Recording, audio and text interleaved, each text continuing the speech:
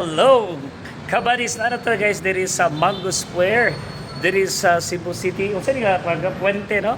Diri kay pa sa Puente. Dayon diri ko nakita na ko ako ang igagaw na raw. Oh. Yes, so kalit ko gani diri na siya pakita na ko diri nga grabe gid mga madato ra ta.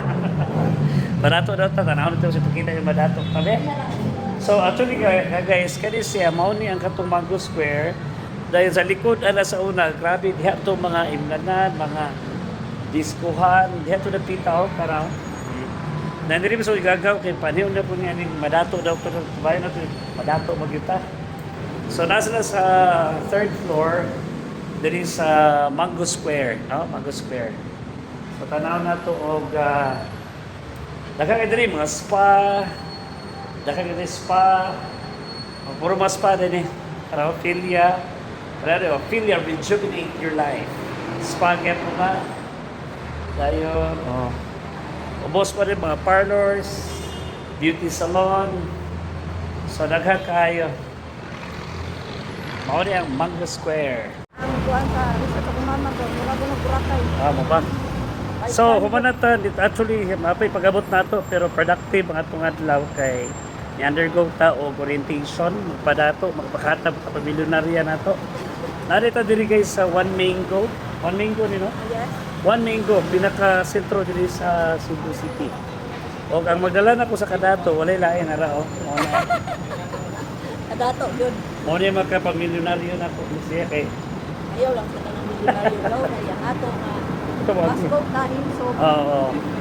So nata sa One Mango. Diri sa Puente gyapon ikaw. Ang 20 na dito na. Pwede ka na dito sa naman eh. Isang 20. Patapos ko tagaw. Kuan na siya, Entry Mall. Ha? Entry Mall sa Kisia. Country Mall? Entry Mall. Red Tree Mall. Indot ko sa area sa Cebu. So productive ang katong adlaw kay first day.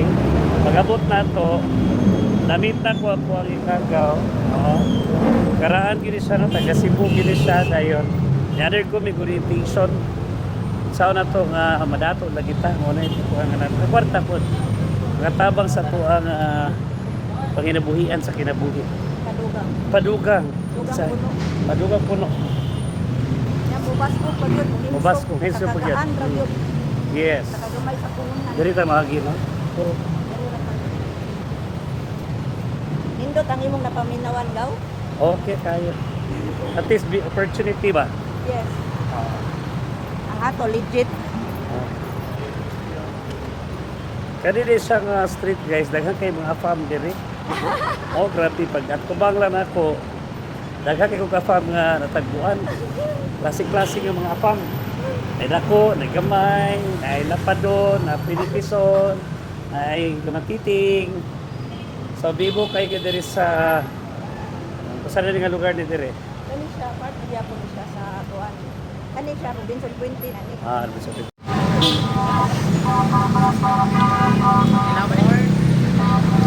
Okay, so marakita kay mapaduol ta dito sa among area sa Lahog. Basic kayo dalan diri dapit sa Puente. Yeah.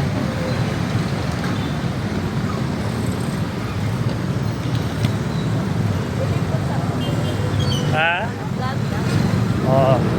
Asal ba diri? Puente na ni no? Okay, Puente. Patabok pa ta dito. So, dadami sa Puente, mapakabot yung sakyan na padulong sa Tugaw, Lahog. So, mapaduol ba dito sa mga area, katunduol ang waterfront, no? Lahog. Sa Lahog. Mas may mapaduol dito, kaya ron dali-dali na kayo. Ayan, o. Alright, so data sa usapang pinaka-busy nga street din sa Cebu City, ang Puente. Okay, so napaabot kami diri. Ato ko yung ako ang igagaw, musakay na ni aning bus. Yan. Papadool ta dito sa Juan. Papadool ta dito sa Lahog. Kaya actually activity dito magyud sa Lahog. So, medyo distansya ka pa diri. Pero dulog gyapon di access gyapon kayo siya sa kadalanan. Pero much better kung dulog kita sa venue kay gamay na kita og gasto dayon Pato ta dito kay according sa ko ang kasi nako dito yung mga cheaper kay dito nga tulganan. Much cheaper pa kumpara diri sa Puente. So mas maayo dito kan ka-save ta, okay? Especially nga save po ta gamay aron na po tay gamay pa nga ano nun. Yun.